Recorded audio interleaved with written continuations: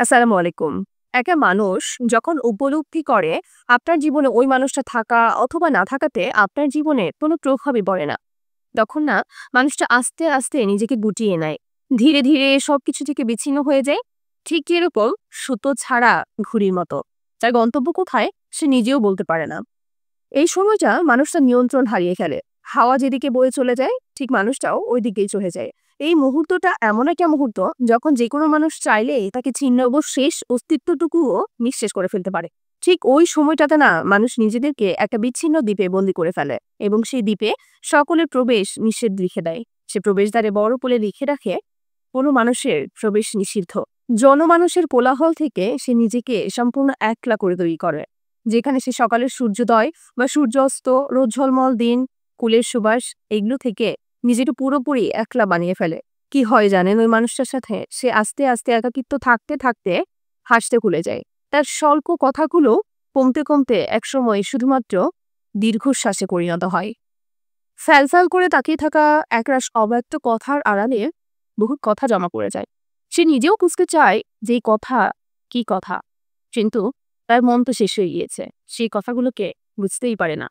তবুও সে কিন্তু বেঁচে থাকে, নিজের অস্তিত্বটাকে পুরোপুরিভাবে হারিয়ে ফেলে। নিজেকে যেন কোনো জায়গায় সে খুঁজে পায় না। তবুও নিজের জীবনটাকে আঁকড়ে ধরে বেঁচে থাকতে চায়। একাকী জীবনের মাঝখানে নিজেকে সে খুঁজে বের করে, নিজেকে খুঁজতে থাকে। কোথায় গিয়ে সে নিজেকে খুঁজে পাবে? আসলে কি জানেন, একাকিত্বটা অনেক বড় একটা নিঃসঙ্গতা। একাকিত্বতা নিয়ে মানুষ বেঁচে থাকে ঠিকই, কিন্তু নিজের অস্তিত্বটাকে না পুরোপুরিভাবে হারিয়ে ফেলেন, যেটা সে কোনোভাবেই উদ্ধার করতে পারে না। তাই আপনার জীবনে কেউ রয়েছে, সেই মানুষটাকে কখনো এইরকম কোনো ফিল পড়তে দিবেন না যে সে আপনার জীবনে থাকলেও আপনার কিছু যায় আসে না, না থাকলেও আপনার কিছু যায় আসে না। আসলে কি জানেন, আমরা তো মানুষ, মানুষের সাথে মানুষের মতবিরোধ বা মতবিনিময় নিয়ে ঝামেলা এগুলো হতেই পারে, স্বাভাবিক জিনিস। তবুও যখন কোনো মানুষকে আপনি আপন করে নিবেন, চেষ্টা করবেন জীবনের শেষ নিঃশ্বাস ত্যাগ করার আগ পর্যন্ত যেন আপনি তার সাথে থাকতে পারেন, তার সঙ্গ নিতে পারে। তাকে কখনো একাকিত্ব জীবনযাপন যাতে আপনার দ্বারা কখনো দিতে না হয়। কথাটা অনেক ছোট হলেও আমরা কিন্তু এখন অনেকেই বলে থাকি। হাজব্যান্ড ওয়াইফ বা ফ্রেন্ড, মানে বয়ফ্রেন্ড গার্লফ্রেন্ড যেটাই বলেন না কেন, সবাই কিন্তু আমরা হরহামেশা একটা কথা বলি, তুমি আমার জীবনে থাকলেও আমার কিছু যায় আসে না, তা থাকলেও আমার কিছু যায় আসে না। কথাটা অনেক ছোট, কিন্তু কথাটার গভীরতাটা কিন্তু অনেক বুকে।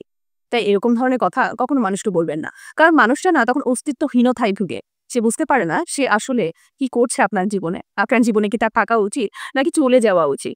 আসলে কি আপনি তাকে ভালোবাসেন নাকি শুধুমাত্র সঙ্গ দিতে হয় জন্য সঙ্গ দিয়ে যাচ্ছেন? কাউকে যদি ভালোবাসেন, পুরোপুরি ভালোবাসবেন। কারণ পুরোপুরি ভালো না বাসতে পারলে কারো জীবনে থাকারও প্রয়োজন নেই। হয়তো আপনার কাছে এটা খুবই একটা সহজ একটা শব্দ।